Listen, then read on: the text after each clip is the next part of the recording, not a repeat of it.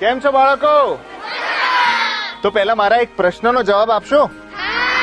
તો પ્રશ્ન છે, ખતરનાક કોણ? ચિત્તો, ડાયનોસોર, સાપ કે પછી મચ્છર? અત્યારે ચોમાસું છે એટલે મચ્છર ખતરનાક કહેવાય. આપણે મચ્છરોથી બચવાનું છે, કારણ કે એના કરડવાથી ડેન્ગ્યુ, મલેરિયા અને ચિકુનગુનિયા જેવા રોગો થઈ શકે છે. Very good. ઘરમાં, છત ઉપર કે આસપાસ પાણીનો ભરાવો ન થવા દો. ફૂલદાની, કુંડા, ફ્રીજની ટ્રે, પક્ષીકુંજ અને કુલરનું પાણી ખાલી કરી સફાઈ કરવાનું રાખો. મચ્છર મારવાની દવાનો છંટકાવ કરો. સવારે ધૂપ અને સાંજે લીમડાનો ધુમાડો કરો. આખું શરીર ઢંકાય એવા કપડાં પહેરો. મચ્છરોને દૂર કરતી અગરબત્તી, મોસ્કીટો રેપેલેન્ટ અને દવાયુક્ત મચ્છરદાનીનો ઉપયોગ કરો. મચ્છરજન્ય બીમારીમાં ફળ, પ્રવાહી ખોરાક અને પાણી વધુ માત્રામાં લેવા.